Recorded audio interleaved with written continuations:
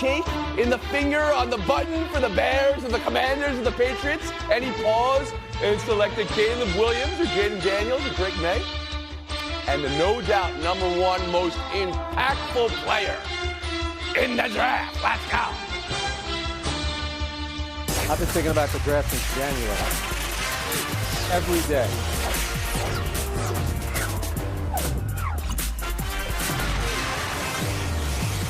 We'll get to that in a second, but a headline today and a time machine to 2005. The Heisman Trust giving the trophy they already gave to Reggie Bush, but then took back in 2010 when the NCAA made a ruling of impermissible benefits to Bush.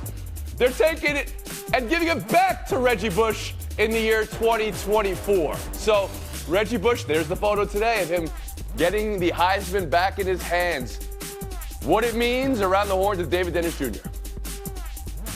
First of all, I think you can tell us what it means. It's never a good move when a decision comes down and about damn time is trending on Twitter. That should tell you what a lot of people feel about the decision that came down to finally do this. This means a whole heck of a lot more for the Heisman Trust and the NCAA than it does for Reggie Bush. We already know Reggie Bush is one of the greatest college players of all time. He already won that Heisman that he deserved. This is the NCAA and the Heisman Trust being able to roll him out for pictures like we just saw, for all the NCAA events and all that, to say that, hey, we've made right for something we did wrong, but it was wrong from the beginning, and those of us who were there, who remember this, will always remember what kind of travesty and unnecessary move all of this was that led us to this point. Marcel Louis-Jacques? Well, to borrow a line from Twitter, it's about damn time. They shouldn't have taken it to begin with. Nothing that he was in trouble for had anything to do with his performance on the field. He didn't cheat. He wasn't taking drugs. He didn't get arrested. He got a house for his family. He circumnavigated an already outdated and archaic NCAA rule. So, yeah, it's great that they're finally doing the right thing. It's hard to give them too much credit for finally righting their wrong, but I am glad that he's getting his trophy back. I'm sensing a shake in the head, though, here for Isola when you heard Marcel say he didn't cheat or that the NCAA didn't find many impermissible benefits with the whole program to the point where USC had years' worth to recover from. Frank Isola, please. Yeah, exactly. The rule was broken, but I think there's much different when you're talking about academic fraud as opposed to some crazy booster wants to give a kid a lot of money. As long as the income is reported, who really cares? And I'll tell you something right now, Tony. You think Louisville and Rick Pitino are waiting online? Chris Webber and the Fab Five? How about Jim Boeheim? 101 wins were vacated. If I'm them, I'm waiting in line looking at the NCAA. What about us? If you're going to make this precedent with Reggie Bush, which he deserves the Heisman, and he was an absolute brilliant player, but I think everyone else has a case to be made too. And Bill Barnwell? This has never made sense. It never made sense at the time, has looked stupider with each passing year over the last 15 years. 40 years from now, it's going to seem quaint. Future generations are going to look back at us and wonder how stupid we were for doing this in the first place. That Texas-USC game is I think, the best college football game I have ever seen. This was hanging over that game for years and its legacy. That is no longer the case after. Okay, but is there some revisionist history in play here? I mean, understanding everybody's minds change when name, image, and likeness became something that was allowed. But 20 years ago, Frank Isola, you felt differently about this. I know you did. No, honestly, I didn't, Tony. I think the most people really don't care about the money part of it and gifts that people are getting. You want to say it's unethical, immoral, but I think academic, cheating and things like that. I hear you. I agree with you in that point. Getting money. I just must have been listening to a different panel the last 20 years of this show where they were telling me there are rules, you can't break rules, this is wrong. How about some credit for Johnny Manziel, by the way? Because, hey, this conversation 4 months ago when he said, I'm not going to show up to these, it moved the conversation forward. No, nobody wants to give credit to Johnny Manziel? Okay. And Reggie Bush was talking about it. Reggie Bush was talking about it 3 years ago when NIL blew up. He was the first one to say, all right, how about looking back into me getting my trophy? And guess what? He got it. News of the day, Reggie Bush gets his Heisman back. We'll move on. Let's talk draft. 27 hours away. We know the top three picks belong to the Bears, Commanders, and Patriots. We know the top 6 quarterbacks in the draft room are Caleb Williams, Jaden Daniels, Drake May in some order, J.J. McCarthy, Bo Nix, Michael Penix Jr. What I want today is fit, because fit is everything. Optimal environment to max out is everything. Bill, look at that fit today on you. which QB team fit can make the biggest impact in the draft? Going with the Patriots, and I am going with Drake May with the 3rd overall pick in the draft. People are sleeping on how close the Patriots actually are. Second half of last season, they don't have their 2 best defensive players. They have the worst average starting possession of any team in football because their quarterbacks are terrible. They still led the league. They were the best defense in football in points allowed per possession and EPA per play. They were an excellent defense already. Their quarterbacks were so bad that even competent quarterback play is going to get them better. And I know the personnel does not look good right now, but remember, nobody was talking about Nico Collins and Tank Dell as being difference makers for CJ Stroud. A great quarterback made them difference makers, whether it's Tyquan Thornton, whether it's Juju Smith-Schuster, whether it's any of the guys in that offense. I think you're Drake very May high would on Drake make those May, guys better. and you're very high on New England. Life without Bill Belichick, it sounds like, as well. Marcel Louis-Jacques, I turn to you. Which QB that's going to be drafted and the team is the best fit to make an impact? Man, I hate disagreeing with Bill Barnwell, but that personnel, offensive personnel, is not there yet. This is a wide receiver rich draft. They could improve, but right now it doesn't look good. So I'm going to go with the chalk pick. Caleb Williams, number 1 overall to the Chicago Bears. He's got 2 1,200-plus yard receivers in Keenan Allen and DJ Moore. He's got a 1,000-yard rusher in DeAndre Swift. He's got a tight end in Cole Kmet who can catch passes. He's an adept pass catcher. They've got the draft capital to improve the offensive line. Like, this is a ready-made offense. If Caleb Williams is who everybody says he is, who Caleb Williams says he is, then he should be a success right away. Take him out the package. He's ready to go. No batteries needed. David Dennis Jr. Yeah, I agree. The biggest long-term on-the-field impact is Caleb Williams. But in terms of the most immediate impact on draft night, that's Michael Penix Jr. because something wacky is going to happen on draft night with this kid. There's a lot of movement, and the first big move seems to be somebody either moving up or moving back to get this guy. Will the Patriots move back to get him at 11 or 12? Will the Giants, jump out the window and get him early? Will the Falcons do the same? Will there be some trades? There's going to be somebody who is going to make a risky move or a shrewd move, moving around on draft night to get this guy. And from what we've seen the last month or so, and some of the prospects of him, it looks like it will pay off. Frank Isola. With quarterbacks, it's never where you're drafted, it's who drafts you. So to Marcel's point, it's one thing about Caleb Williams, he's going to the Bears. How's the Bears' history with quarterbacks? How's the Commanders' history with quarterbacks? I'll give you an example. Zach Wilson, 2, and then Patrick Mahomes, the Kansas City Chiefs trade up, and who's his coach? Andy Reid. So a lot of times it's where you're drafted. I'll tell you what, I actually think the Giants... Wait, hold on a second. Would Zach Wilson have had the same success in Kansas City as Patrick Mahomes if they were? I want to hear your answer. I'm going to tell you what. Yeah. He wasn't going to have it in New York there. And how about Justin part of the Fields equation in Chicago may be true. last year? I want to go to a place where I know a guy can work with a quarterback. That's why the quarterback of Michigan, maybe to the Giants. You're not the worst saying Zach Wilson in Kansas City would have the same No, success. but where you All go right, is so important. you're looking further down the draft as well. Just a follow-up question here, because we do have some quarterbacks who are very well seasoned. I'll say it like that. The COVID year is part of that. They stayed in school. They had more eligibility. But we're looking at with Nix, with Daniels, and then with Penix Jr., 3 of the oldest quarterbacks in age that could come into the NFL. And historically, that has not been a great thing, Bill Barnwell. Brandon Weeden is an example of a first-round quarterback at 28. Joe Burrow is the other side of it at 23. You see that as any plus or minus in any direction? You want to get younger players. They're going to age better. They're going to get into their second contracts at a younger age. But Brandon Weeden was older because he went to go play baseball, if I'm not That was mistaken. just part of that chart I was showing you right there. But the fact that many of these more seasoned quarterbacks, if they would have boomed already, they would have been coming out and drafted earlier, is something This is going to happen more often because you're going to see quarterbacks transfer more often in the transfer portal era. We're going to see guys move around. Penix moved around. This is going to be a thing we see more often now as guys get used to NIL and get used to the transfer. We started with quarterbacks. It's a quarterback draft. We go to wide receiver now, as Marcel said. It's a wide receiver draft. But now another chart, and this is from ESPN Stat King, Paul Hembo. Wide receiver, the biggest swing and miss of all positions in the first round. Look at it right there, Marcel. So while I ask you for the one receiver and or team in need of a receiver you're tracking, I also ask you, is it worth the risk? For the right players, yeah, it's worth the risk. If you can get a guy like Marvin Harrison Jr., if you can get a guy like Malik Neighbors, Rome Odunze, yeah, absolutely. It's the guys after that top tier where that risk starts to come into play. But I'm going to cop out a little bit to the prompt here, and I'm going to say the receiver I'm watching the most is whoever falls to the Chargers or the Bills. Those are the best quarterback situations of any wide receiver needing team, especially the Chargers, who've had 2,000-yard receivers get out of there this offseason. I think it's an easy opportunity for 100 targets and 1,000 yards for whatever rookie enters that situation. And that's at number 5 with the Chargers. David Dennis Jr., to you on the wide receiver or team fit, and is it worth the risk?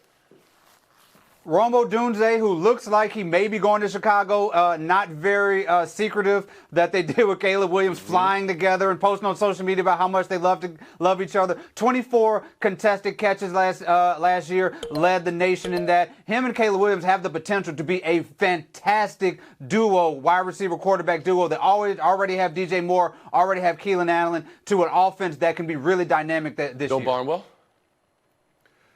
Marvin Harrison Jr. is the best wide receiver in this class. He's going to go to the Cardinals or the Chargers. That is an ideal landing spot, as Marcel alluded to. But yes, these guys are worth the risk because of the deal we saw today for Amon-Ra St. Brown. $30 million a year for Amon-Ra St. Brown, a good football player. But if you land a wide receiver in the top 5 and you hit, you're getting that guy for $8 million a year. If you get a guy in round 2, you're signing a wide receiver for the next 4 years for $4 million a year or $3 million a year. If you're hitting on those guys and they turn into $25, $30 million a year players, yes, the risk is worth the reward. But you saw the stats even there. If it is you the hit risk. at a lower percentage than any other position. What does that mean? It means that there's a higher risk profile. But again, what matters is not just the risk, but also the reward. If you hit 30% of the time, and 30% of the time you land a $30 million a year player, that's a really valuable addition, even at that Frank rate. Isola. I think the host is going to kill me for this one, but, the once upon a time, the San Francisco 49ers hit with the 16th pick. That was Jerry Rice. Now, the New York Jets with Johnny Lamb Jones at number 2, not so much. I'm taking Marvin Harrison Jr.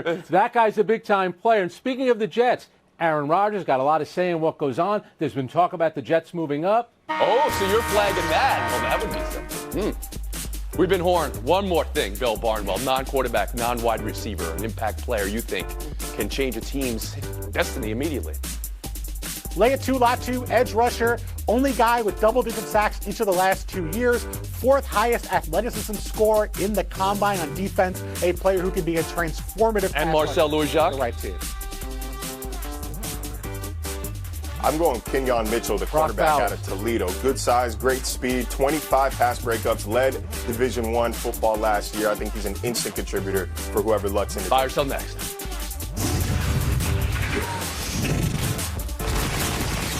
Let's talk NBA. Mavs 96, Clippers 93. Think about that score for a second compared to where scores were the start of the year or for Dallas for most of this year. How defensively challenged Dallas and Luka were, and the way they put it together last night. And look how fired Luka was after this shot, too. LA gets Kawhi back, but Dallas gets even. David Dennis Jr., what to buy, what to sell? I'm selling the sustainability of Luka Doncic at the second coming of Scottie Pippen all of a sudden. The Clippers were 2 for 17 when he was guarding them. PG, Kawhi, and Harden were 6 for 19. He played 46 minutes of incredible defense and offense. This is not good. You're asking him to do something that he's literally never done in the NBA and sustained it through this series. He did all of that. They only won by 3 points last night. I don't think he can keep this pace up for the rest of this series. They got to figure something else out. Marcel, what you buying, what you selling? I'm buying that it's a good win for Dallas last night while Kawhi kind of gets his legs back under him. But I'm selling the fact that the Clippers supporting cast is going to shoot 23% from the field. This whole series is going to be kind of a battle between the other guys, right? The Russell Westbrook, Terrence Manns, and then the P.J. Washingtons and Dante Exum. P.J. Washington showed up, so Dallas took the other guy win last night. But I think the Clippers get right moving Frank, forward. you think this series is about the other guys, or you think it's about the stars? It's about Luka Doncic and Kawhi Leonard. Kawhi hadn't played since March 31st, and usually when Kawhi plays in a playoff game, whether it's against Steph Curry in the finals, LeBron James in the finals, he has a way of being the best player on the court. That wasn't the case last night. That was Luka Doncic. David mentioned the defensive numbers. How about offensively? When he got double teamed, they were 6 for 14. He uses his head, his skill, his mouth. He looked like the total package. Well, then the follow-up to David's answer. Do you think he can sustain that defense throughout this series, throughout this postseason? I think he can, because remember, this was a guy that helped us get to a conference finals before, and the winner of this is going to get the winner of Oklahoma City or New Orleans. That's a pathway to the conference. Ooh, you're very high on Dallas, it sounds. Bill Barnwell, how about you? I buy that this was a great performance from Luka Doncic. I also agree with David that I don't think this is sustainable. And I think the fact that Kawhi was, even though he wasn't the best player on the court, the fact that he was there for 35 minutes, was able to put up 17 shots, was okay in defense. And we haven't heard any reports today that he has a swollen knee after playing 35 minutes is a positive sign for the Clippers in the big picture. Wait. Say that again. The fact that he has a sore knee today after playing is a positive sign? No.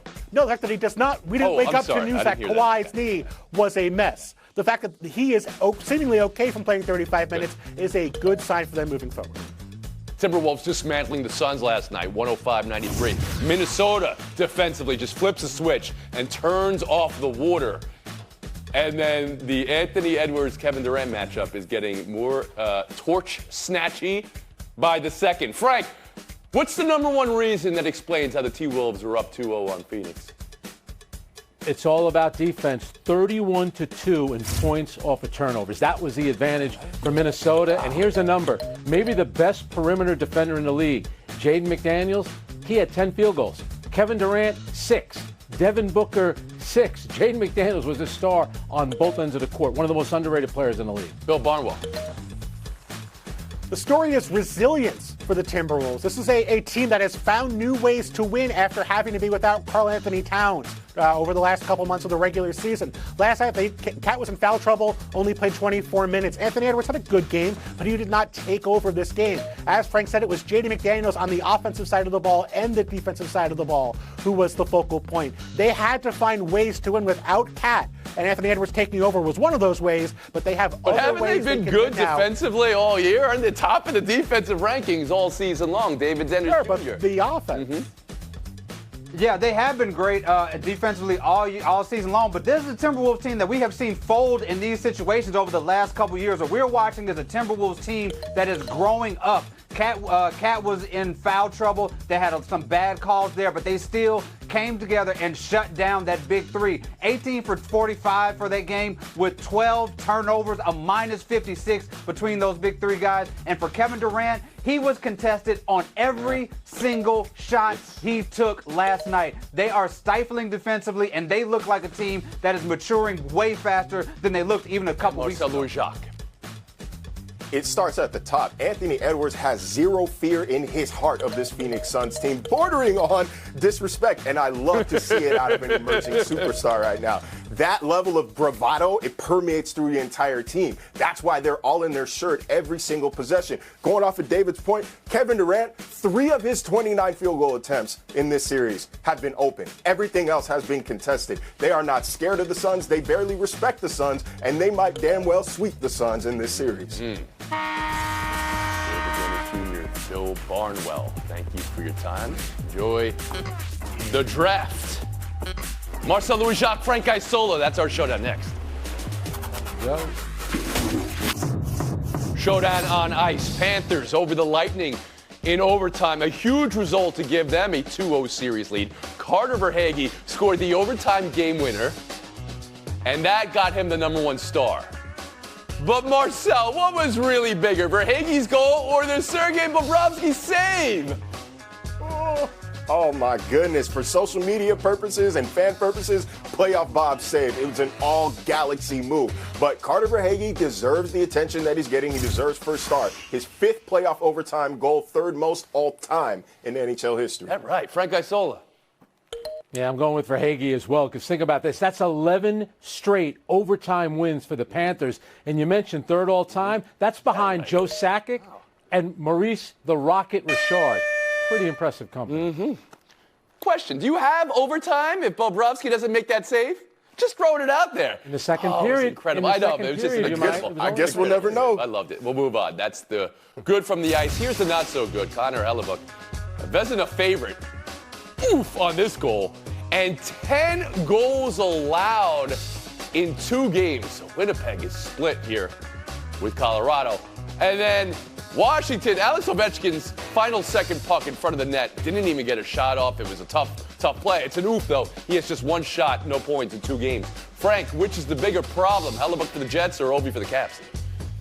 Well, it's certainly Ovechkin because he's too good of a player, and the Caps have no chance if he's not playing well. They're lucky to be in the playoffs. The Rangers are too good. It's just a guy in the declining years of his career. Marcel? I'm going to go with Hellebuyck. That was his 5th time allowing 5 or more goals in a single game. The last time he did it, March 23rd, Winnipeg went 0-3-1 in their next 4 games. It's a concern. Absolutely. I'm totally Won one of those with games, though. Hellebuyck struggles in Won one. the postseason. Not great for Winnipeg. Great for Marcel Louis-Jacques. Nope, let's go one more showdown. Pacers 125, Bucks 108. Indy running away in the second half, evening the series with the Bucks. Marcel, take away from game 2. Pascal Siakam is feasting without Giannis on the court. Milwaukee misses that length and tenacity on defense. Until he gets back, Indy is the better team. And Frank, you need about 5 points. 7. Giannis hasn't played 7 playoff games now for the Milwaukee Bucks. When he doesn't play, they're 2-2. He's always hurt. They got no chance without Giannis Antetokounmpo. He's missed 7 games. When he doesn't play, they're 2-2. I don't even think that's 7. 4 games. Go ahead, Marcel Louis-Jacques.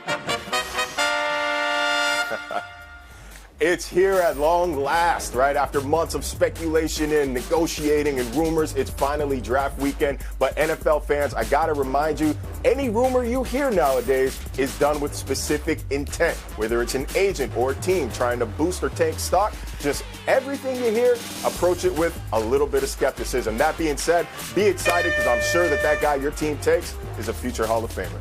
Approach it with a little bit of skepticism. That's how I treated David, Frank, and Bill today. A little skepticism. Marcel, congrats.